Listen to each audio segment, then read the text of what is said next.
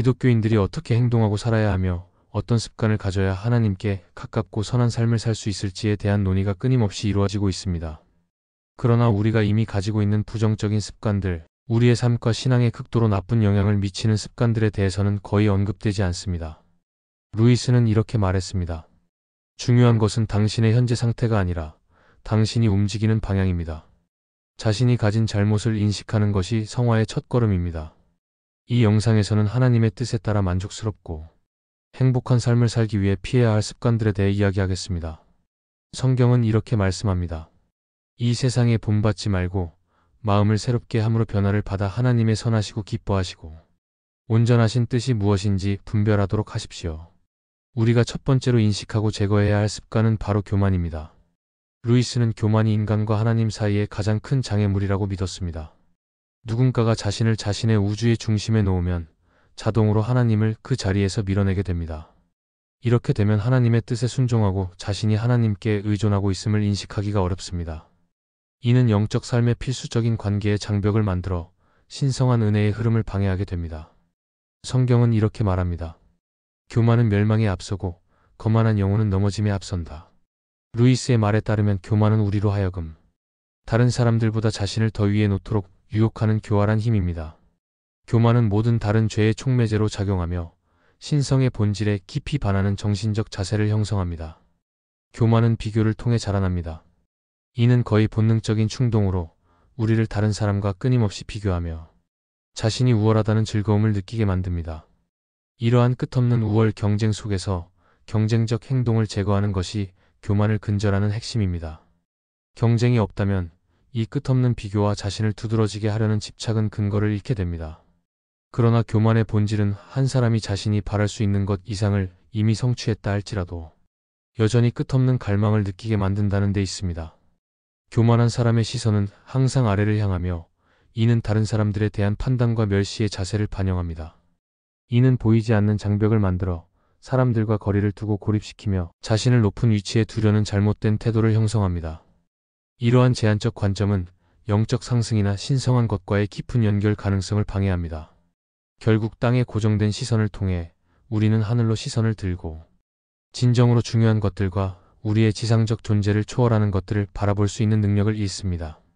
이렇게 교만은 단순히 우리를 다른 사람들과 멀어지게 하는 것에 그치지 않고 신성한 것과의 진정한 만남 가능성에서 멀어지게 만듭니다.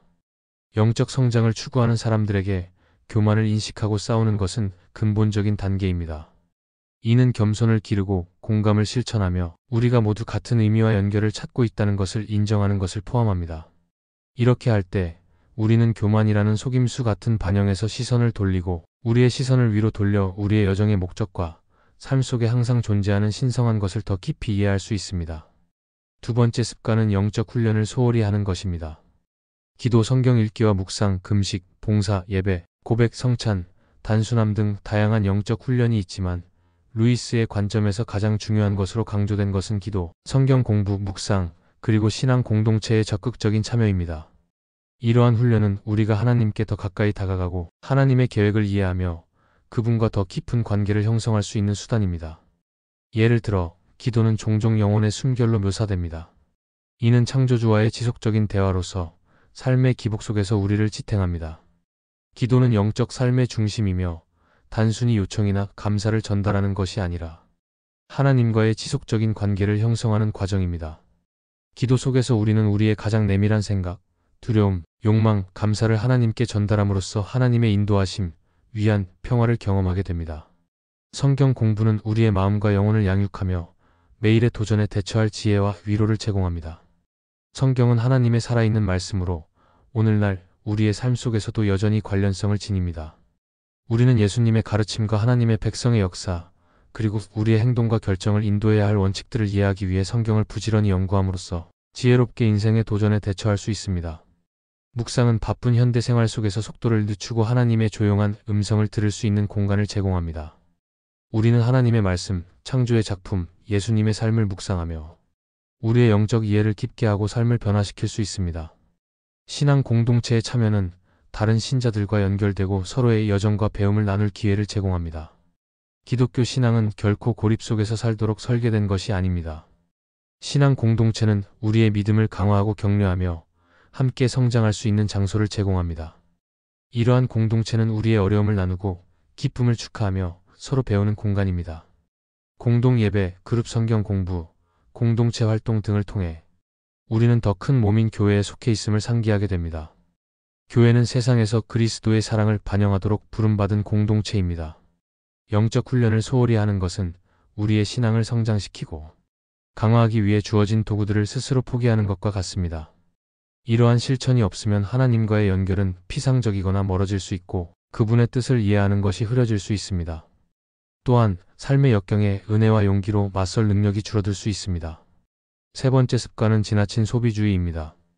이것은 C.S. 루이스와 기독교 전통에서 제시하는 원칙들과는 매우 동떨어진 관행입니다. 소비주의는 우리의 영적 목적에서 주의를 빼앗아가며 쉽게 우상이 될 수 있습니다. 물질적 재화를 축적하는 것이 삶의 중심이 되면 하나님이 차지하셔야 할 자리를 대신 차지하게 됩니다. 물질을 축적하려는 욕구가 주요한 우선순위가 될 때 우리의 영적 목적과 하나님과의 깊은 관계를 추구하는 것은 소홀해질 수 있습니다. 성경은 이렇게 말씀합니다. 두 주인을 섬길 수 없다. 한쪽을 미워하고 다른 쪽을 사랑하거나 한쪽을 중히 여기고 다른 쪽을 무시할 것이다. 너희는 하나님과 재물을 함께 섬길 수 없다. 지나친 소비주의는 우리의 가치관도 바꿉니다. 물질주의 탐욕, 이기심은 기독교가 가르치는 만족, 관대함, 이웃사랑과 상충됩니다. 소비주의는 만족하지 못하는 사고방식을 조장하며 이는 하나님 안에서 발견할 수 있는 감사와 만족과 반대되는 것입니다. 바울은 이렇게 고백했습니다. 나는 궁핍할 때에도 풍요로울 때에도 자족하는 법을 배웠습니다. 모든 상황에서 배부르거나 굶주리거나 풍족하거나 궁핍한 가운데서도 자족하는 비결을 배웠습니다. 내게 능력 주시는 자 안에서 나는 모든 것을 할 수 있습니다. 또한 지나친 소비주의는 이타심과 관대함을 실천하는 데 장벽이 됩니다. 재물을 축적하려는 욕망은 다른 사람들의 필요를 무시하게 하며 기독교의 기본 원칙인 관대함과 사랑의 실천을 방해합니다. 소비주의는 종종 자기 만족의 순환을 만들어 자기 자신 외부를 바라보고 타인을 섬길 수 있는 능력을 제한합니다. 예수님께서는 말씀하셨습니다. 내 이웃을 내 몸과 같이 사랑하라. 이보다 더 큰 계명은 없다. 지나친 소비주의는 더 많은 물질적 재화를 추구하는 끝없는 과정으로 이어져 만성적인 불만족과 영적 공허감을 초래합니다. 이는 어떠한 물질적 소유도 인간의 깊은 영적, 정서적 필요를 완전히 충족할 수 없기 때문입니다. 오직 하나님과의 친밀한 관계만이 인간의 마음이 갈망하는 진정한 만족과 목적을 제공할 수 있습니다. 성경은 이렇게 경고합니다. 돈을 사랑하는 자는 결코 만족하지 못하며 재물을 사랑하는 자는 소득으로 만족하지 못한다. 이것도 헛된 것이다. 히브리서 13장 5절에서는 돈을 사랑하지 말고 지금 가진 것으로 만족하라. 이는 주께서 말씀하시기를 내가 결코 너를 떠나지 않으며 너를 버리지 않겠다 하셨기 때문이다. 라고 말합니다. 이 말씀은 우리가 하나님 안에서 진정한 만족과 안전을 발견할 수 있다는 것을 상기시켜 줍니다. 네 번째 습관은 다른 사람들에 대한 무관심입니다. 무관심은 여러 방식으로 나타날 수 있습니다. 우리가 도움을 줄 능력이 있음에도 불구하고 도움을 주지 않거나 다른 사람들의 정서적 혹은 신체적 필요를 무시하는 형태로 드러납니다.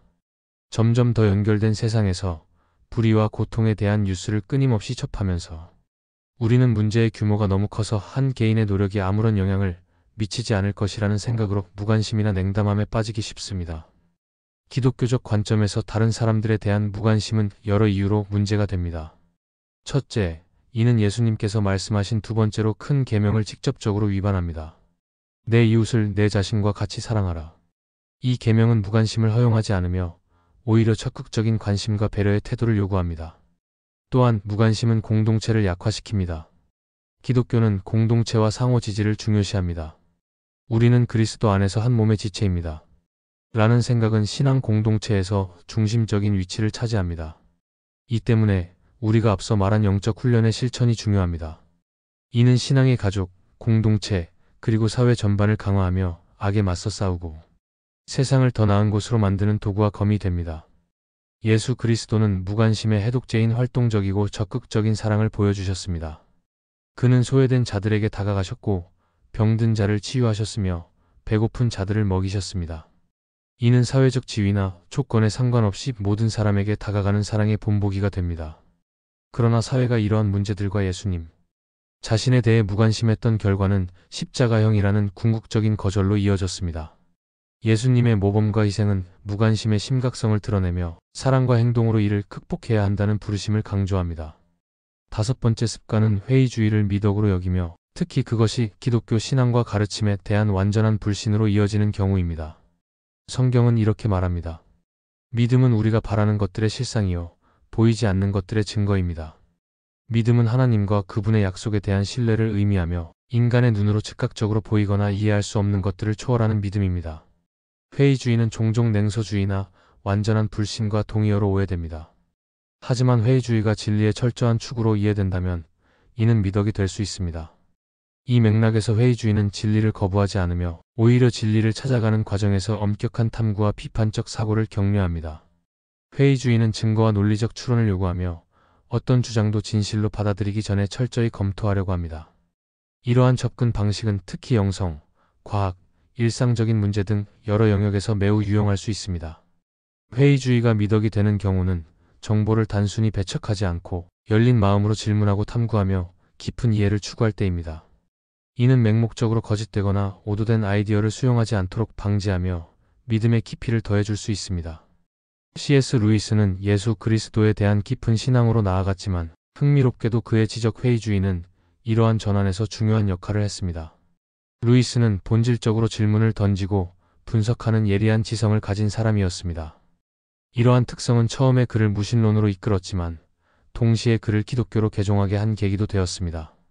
루이스는 논리와 증거, 그리고 진리를 추구하는 과정에서 깊은 존경심을 가지고 있었습니다. 그의 회의주의는 그가 믿음에 대해 끊임없이 질문하게 만들었으며 자신의 무신론적 가정을 포함한 모든 신념과 아이디어를 검토하도록 이끌었습니다. 그는 단순한 무신론과 물질주의가 우주와 인간, 존재의 근본적인 질문들에 대해 충분한 답을 제공하지 못한다고 느꼈습니다. 이러한 질문에는 도덕성, 아름다움, 사랑, 영성이 포함되었습니다. 루이스의 회의주의는 공허하게 작용하지 않았습니다. 그는 친구들과 동료들, 특히 독실한 가톨릭 신자였던 톨킨의 영향을 크게 받았습니다. 톨킨은 루이스에게 기독교를 단순한 도덕적 신화가 아니라 역사적 진리와 신적 계시로서 다시 생각해 보도록 도전했습니다. 이들의 긴 대화와 토론을 통해 루이스는 기독교의 주장들을 지적 엄격함으로 검토하도록 격려받았습니다. 결국 루이스는 기독교 신앙이 무신론이나 불가지론보다 더 일관되고 만족스러운 세계관을 제공한다고 결론 지었습니다. 그는 특히 하나님이 예수 그리스도 안에서 사람이 되셨다는 성육신 개념에 깊이 매료되었으며 이를 인간 본성과 목적을 이해하는 열쇠로 보았습니다. 루이스는 기독교가 논리적으로 이해될 수 있으며 물질적 세상을 넘어선 갈망을 충족시킬 수 있는 신앙 체계임을 깨달았습니다. 그의 신앙으로의 전환은 갑작스러운 변화가 아니라 질문, 성찰, 그리고 궁극적인 수용의 점진적인 과정이었습니다. 루이스는 자신의 개종을 온 영국에서 가장 마지못해 개종한 사람으로 묘사하며 자신이 마치 발길질하며 억지로 끌려가듯 기독교 신앙으로 나아갔다고 설명했습니다. 여섯 번째 습관은 용서하지 않는 것입니다. 루이스는 용서가 기독교적 삶에서 필수적이라고 강조했으며 이는 하나님께서 우리에게 제공하는 용서를 반영한다고 말했습니다. 그의 관점에 따르면 용서는 우리의 영적, 정서적 자유를 위해 반드시 필요합니다. 용서하지 않으면 우리는 분노와 쓰라림 속에 갇혀 평화로운 삶을 살 수 없으며 하나님과의 관계도 손상됩니다. 용서를 거부하는 것은 개인과 하나님 사이의 장벽을 만듭니다. 기독교에서 용서는 신적 사랑의 표현입니다. 우리가 용서하기를 거부할 때 그리스도인의 삶의 중심에 있는 이 사랑에서 멀어지게 됩니다. 이는 영적 삶을 정체시키고 하나님과의 교제를 방해하며 그분의 은혜와 자비를 온전히 경험하지 못하게 합니다. 용서를 거부하면 분노와 쓰라림이 직접적인 결과로 나타날 수 있습니다. 이러한 감정은 개인을 잠식하여 정신적, 신체적, 영적 건강에 부정적인 영향을 미칩니다. 성경은 히브리서 12장 15절에서 이렇게 경고합니다. 하나님의 은혜에 이르지 못하는 자가 없도록 주의하고 어떤 쓴뿌리가 돋아나서 괴로움이 되어 많은 사람을 더럽히지 않게 하라.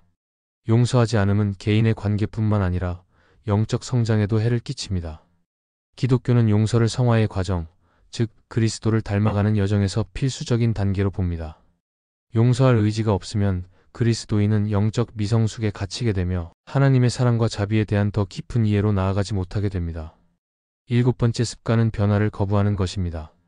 변화에 대한 저항은 기독교인의 삶에서 영적, 정서적, 관계적으로 부정적인 영향을 미칠 수 있는 공통적이지만 깊이 제한적인 도전입니다. 신앙의 여정에서 변화는 필연적일 뿐만 아니라 종종 영적 성장과 변화를 나타내는 표시이기도 합니다. 그러나 기독교인들이 변화에 저항할 때 이는 신앙 여정을 정체시키고 하나님과의 역동적이고 진화하는 관계를 방해합니다. 변화 없이는 영적 여정이 단조롭고 생명력을 잃게 되며 믿음을 활력 있게 유지하기 위해 필요한 새로운 이해와 경험들을 놓치게 됩니다. 변화에 대한 저항은 또한 섬기고 공동체에 기여할 기회를 놓치는 결과를 가져올 수 있습니다. 성령의 움직임은 종종 우리를 편안함에서 벗어나 새로운 사역, 봉사의 형태 또는 선교의 장으로 인도합니다. 이러한 변화에 저항함으로써 기독교인들은 세상의 변화를 가져올 귀중한 기회를 놓치고 자신의 영적 부르심에 따라 살지 못하게 됩니다. 변화는 삶과 관계의 자연스러운 일부입니다. 그러나 기독교인들이 변화에 저항할 때 친구, 가족, 신앙 공동체 구성원들과 갈등이 생길 수 있습니다. 이들이 성장하고 변화하는 동안 이를 받아들이고 적응하지 못하는 것은 오해와 긴장을 초래하며 중요한 관계가 약화되거나 단절되는 결과를 가져올 수 있습니다. 변화에 대한 저항은 또한 기독교인의 증언에 부정적인 영향을 미칠 수 있습니다. 기독교 신앙은 사랑, 연민, 그리고 세상과의 연관성을 통해 표현됩니다.